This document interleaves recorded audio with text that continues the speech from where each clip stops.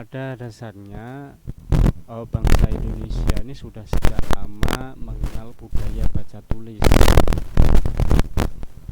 Peninggalan berupa prasasti yang dijumpai di berbagai situs telah membuktikan menyusul naskah-naskah kuno dan sumber-sumber lain. Salah satu naskah kuno yang paling banyak diketahui oleh ahli sejarah adalah Kakawin Nagara Kertagama. Kitab ini merupakan karya Empu Prapanca dari Kerajaan Majapahit yang ditulis sekitar tahun 1365. Oke, saya akan menyampaikan poin-poin mengenai mengenal karya tulis yang bermanfaat bagi semua yang ingin melakukan karya tulis. Semoga apa yang saya sampaikan nanti bisa bermanfaat. Mengenai pengertian komunikasi terlebih dahulu, kita sebelum melangkah ke pembahasan. Ini manusia adalah makhluk sosial. Manusia memerlukan orang lain, kebutuhan, pangan, papan, dan kebutuhan lainnya. Tidak ada orang yang dapat memenuhi semua kebutuhannya sendiri, sehingga manusia harus berinteraksi satu sama lain.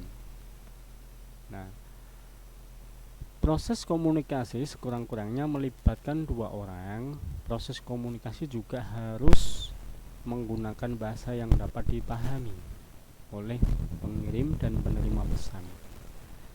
Pesan yang disampaikan harus dapat dipahami agar komunikasi menjadi bermakna.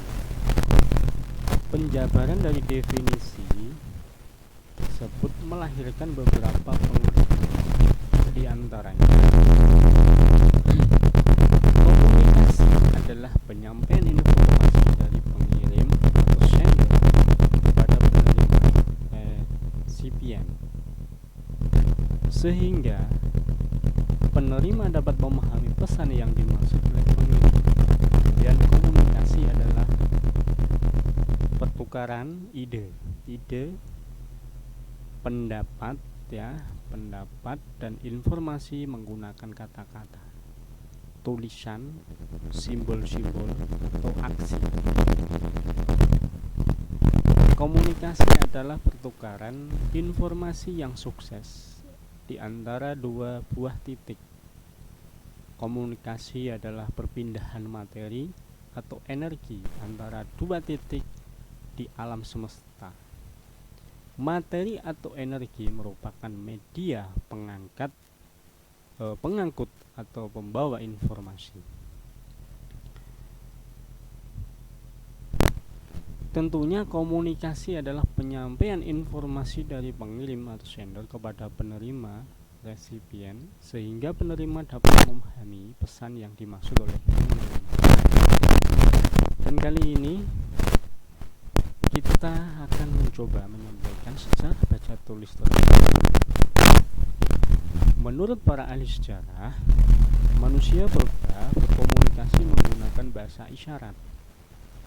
Bahasa yang digunakan untuk berkomunikasi hanya berupa gerakan tangan dan dengusan. Nah, manusia purba belum bisa membaca dan menulis. Pada waktu itu belum ditemukan alat tulis, dan teknik menulis apapun yang didengar, dilihat, dan dialami oleh manusia pada masa itu masih belum bisa dicatat. Daya ingat manusia sangat terbatas. Tidak semua apakah Anda masih dapat mengingat semua hal yang terjadi 7 tahun yang lalu? Tentunya kondisi semacam ini mendorong manusia untuk berpikir dan menemukan cara bagaimana menyimpan informasi yang pernah didengar, dilihat, dan dirasakan. Manusia mulai mencoba menyimpan informasi dalam bentuk gambar, lukisan, simbol tali, ukiran, prasasti, dan sebagainya. dan berbagai media telah digunakan oleh manusia purba seperti dinding, gua, batu, tulang, pohon, dan tanah liat. Para ahli sejarah meyakini bahwa bangsa Sumeria merupakan bangsa yang pertama kali yang dapat membaca dan menulis.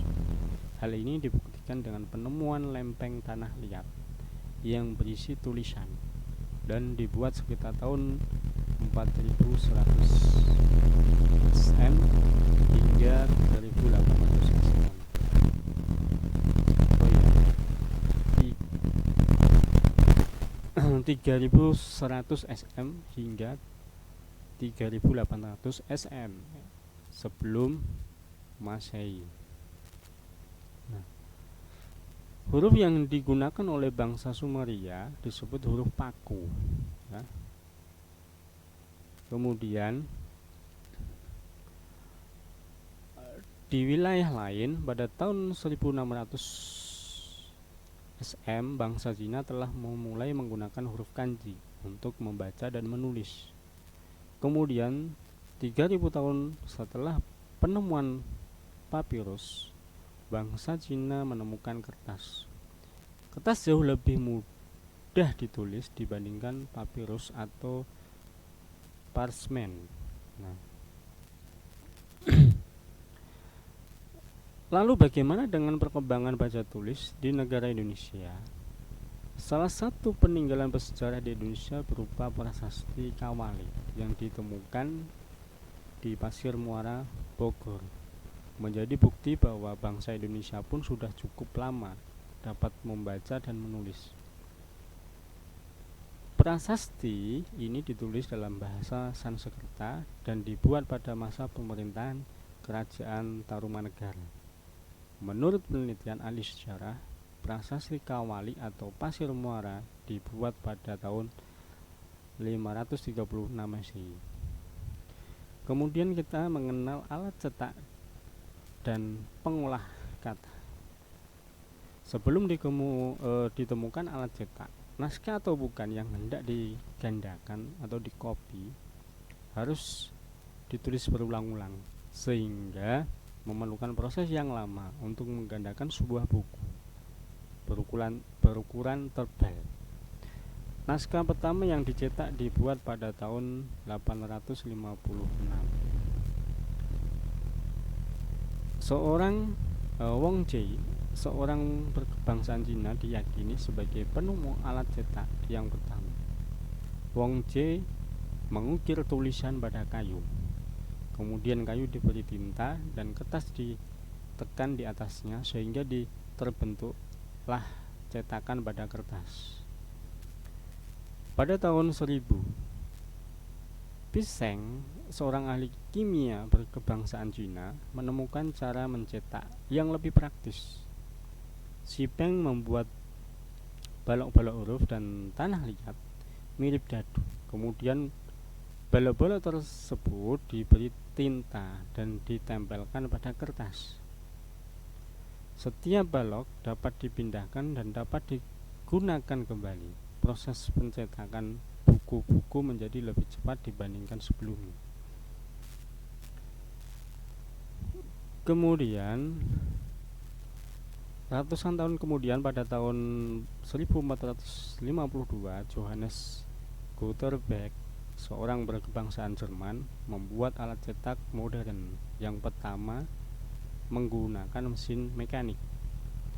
Gutenberg menggunakan balok-balok huruf yang terbuat dari logam dan dapat dipindahkan. Balok-balok huruf yang terbuat dari logam dan dapat dipindahkan. Nah, kemudian kemungkinan besar Gutenberg telah diilhami oleh alat cetak yang ditemukan bangsa Cina. Perkembangan alat cetak mengalami kemajuan pesat setelah ditemukannya komputer, word processor, dan alat cetak elektronik. Komputer saat ini merupakan alat bantu yang paling banyak digunakan untuk mengolah informasi. Komputer sangat bermanfaat. Dengan komputer kita bisa mengolah berbagai informasi seperti teks, gambar, suara, video, dan sebagainya. Menurut Hamacher, komputer adalah mesin penghitung elektronik yang cepat dan dapat menerima informasi input digital, kemudian memprosesnya sesuai dengan program yang tersimpan di memorinya, dan menghasilkan output berupa informasi.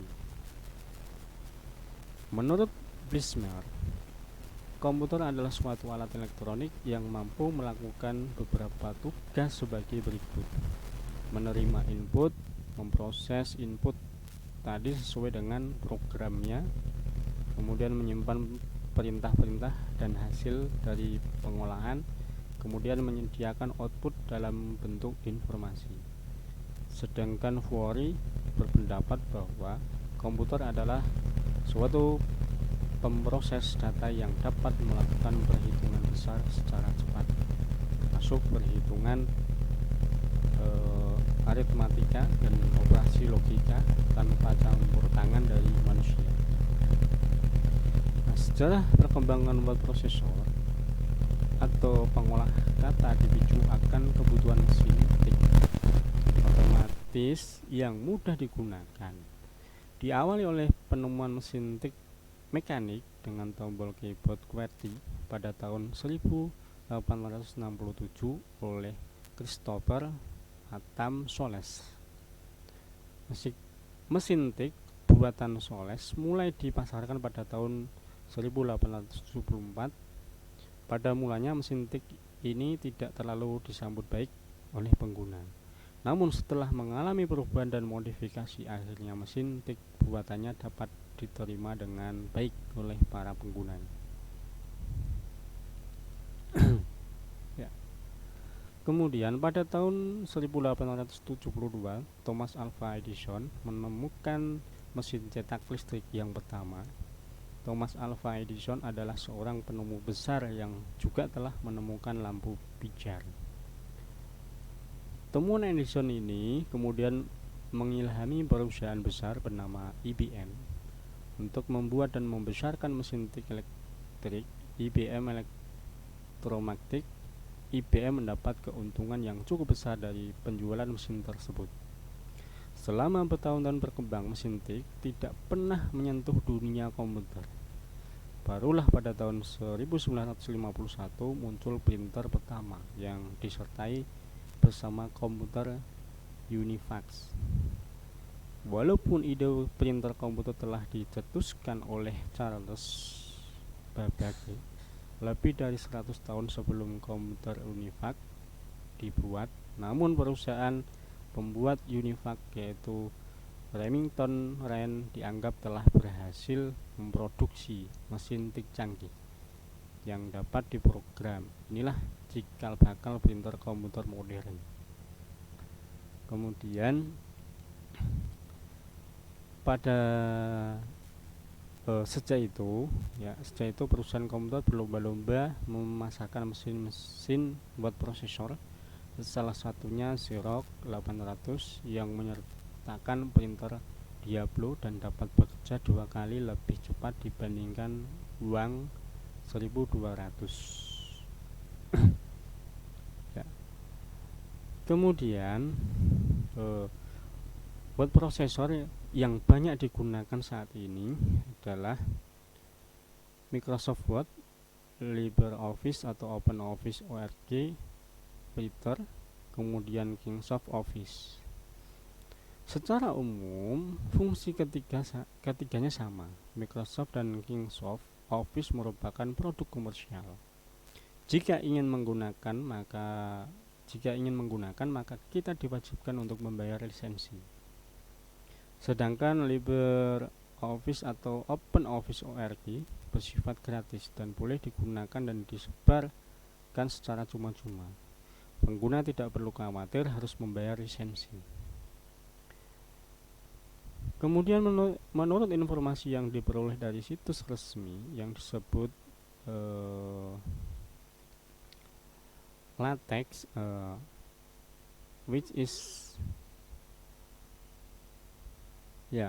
LaTeX which is pronounced LaTeX or LaTeX, atau rhyme with blast or Bertolt Brecht is a document preparation system for high quality typesetting. It is most often used for medium to large technical or scientific document, but it can be used for almost any form of publishing. Nah, secara umum LaTeX lebih sulit digunakan dibandingkan MS Word. Perhatikan contoh berikut ini. Misalkan saja kita ingin menulis kalimat berikut. Menulis karya ilmiah sangat menyenangkan dan menantang. Ya, jika ditulis menggunakan LaTeX, maka kita harus mengetikkan kalimat berikut pada editor teks. Sistem LaTeX mendukung markup language. Ya. Misalnya dokumen kelas, artikel, kemudian titel, menulis karya ilmiah sangat menyenangkan dan menantang, kurung tutup, out. Ya. Kemudian jika dokumen di atas diproses menggunakan MikTeX, maka hasilnya seperti yang tampak sangat profesional ya, dan sangat mirip dengan karya tulis ilmiah yang berstandar internasional. Ya, mungkin penggunaan LaTeX, MikTeX, nah nanti juga bisa dicari ya, dicari referensi untuk contoh-contohnya. Seharusnya saya bisa tayangkan di sini, tapi kebetulan belum saya masukkan ya. Kemudian terkesan ya, ini terkesan sangat, hasil akhirnya ini terkesan sangat rumit, bukan? Lalu mengapa orang masih banyak menggunakan LaTeX? Padahal sudah tersedia word processor yang jauh lebih mudah digunakan dibandingkan typesetting sekelas LaTeX. Dan berikut beberapa alasan yang dapat dijadikan bahan pertimbangan. Typesetting dibuat agar pengguna dapat mengendalikan setiap bit dokumen yang dibuat. Cobalah mengetikkan kata LaTeX menggunakan word processor. Cukup sulit, bukan? Dengan typesetting, pengguna memegang kendali penuh tampilan dokumen yang diinginkan. Kemudian yang kedua, filosofi yang digunakan oleh typesetting adalah memisahkan tampilan dengan isi, sehingga pengguna dapat lebih berkonsentrasi pada isi atau konten. Tampilan dokumen dapat dikerjakan kemudian.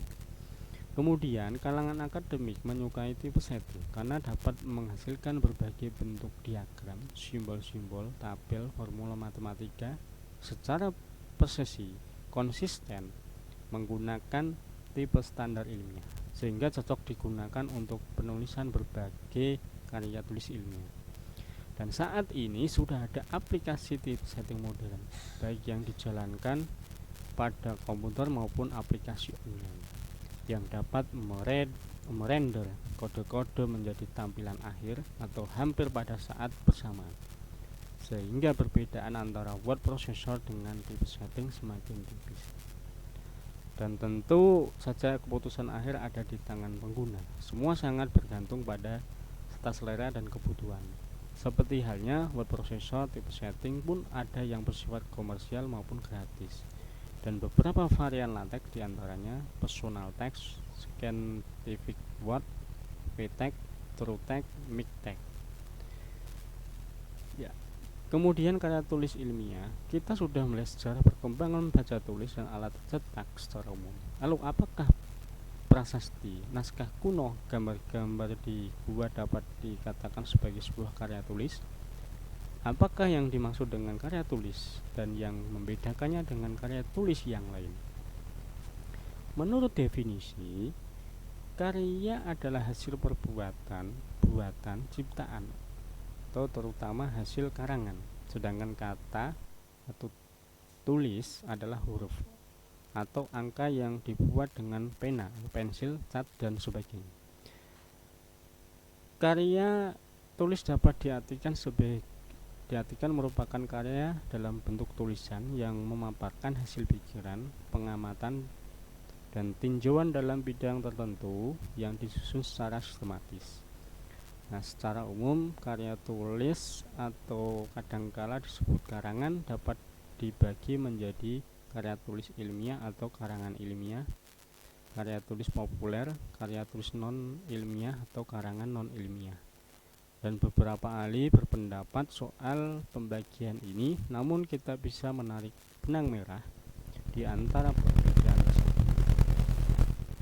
Pendapat lain mengatakan bahwa karya ilmiah adalah karangan yang berisi fakta-fakta umum yang dapat diuji kebenarannya. Ada beberapa jenis karya tulis ilmiah dan selanjutnya disebut karya ilmiah. Dan berikut jenis karya ilmiah yang umum. Yang pertama makalah, kemudian makalah ini merupakan karya ilmiah yang ditulis secara sistematis dan runut dengan disertai analisis yang logis.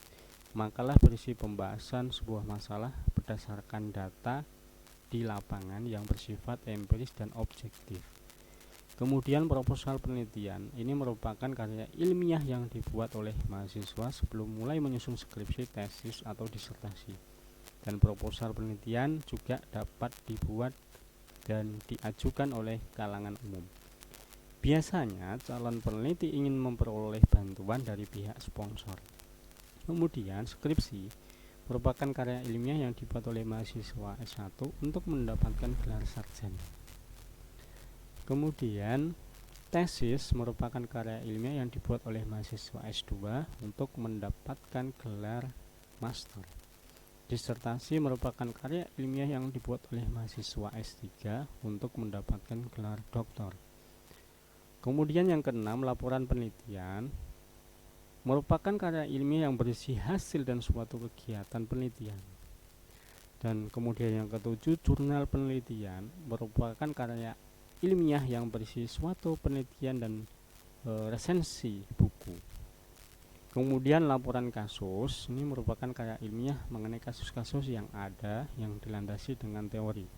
Dan kesembilan, kabilitasi ya, merupakan karya ilmiah yang dikerjakan sarjana Departemen Pendidikan Nasional untuk bahan kuliah. Nah, karya tulis populer atau karangan ilmiah populer merupakan karya ilmiah yang bentuk, isi, dan bahasanya menggunakan kaidah-kaidah keilmuan serta disajikan dalam bahasa yang santai dan mudah dipahami oleh masyarakat awam.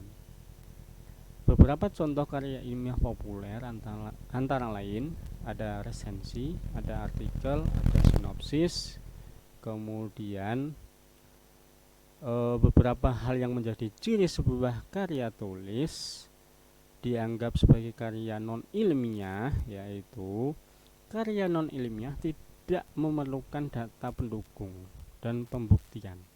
Kemudian walaupun sistematika penulisan karya non ilmiah telah diatur menurut aturan tertentu, namun masih bisa diubah sesuai dengan kebutuhan dan selera.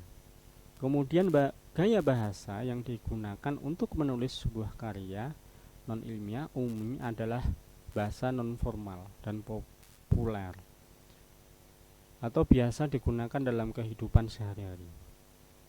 Nah, beberapa contoh karya tulis non ilmiah: dongeng, cerpen, novel, drama, roman, dokumen bisnis, karya jurnalistik, biografi, surat pribadi, iklan bisnis, iklan sosial, iklan pemerintah. Dan di antara karya non ilmiah ada yang disebut sebagai karya sastra. Karya sastra adalah karangan yang ditulis menggunakan sistematika yang kreatif dan gaya bahasa yang ekspresif. Nilai-nilai estetika lebih diutamakan pada sebuah karya sastra. Penulis dapat melakukan apa saja untuk meningkatkan nilai estetika tersebut. Beberapa hal yang menjadi ciri sebuah karya sastra yaitu karya sastra sukar. membuktikan kebenarannya. Seringkali merupakan imajinasi atau ekspresi pengarangnya yang sama sekali tidak dapat dibuktikan kebenaran. Kemudian banyak mengandung simbol-simbol atau simbolik dan dipengaruhi budaya setempat atau kultural, sehingga karya sastra sukar untuk diuji oleh orang lain. Kemudian sistematika penulisannya kreatif, syarat akan gaya bahasa dan sangat mengutamakan estetika. Dan beberapa contoh karya sastra antara lain puisi, syair, naskah, prosa, naskah, drama, pantun. Pada umumnya setelah membaca penjelasan pada bab kali ini, tentunya kita dapat memahami bahwa prasasti atau naskah kuno dapat dikategorikan sebagai karya tulis, namun bukan merupakan karya tulis ilmiah. Semoga apa yang saya sampaikan ini bisa bermanfaat dalam mengenal karya tulis. Saya akhiri cukup sekian, kurang lebihnya saya mohon maaf. Akhir kata, assalamualaikum warahmatullahi wabarakatuh.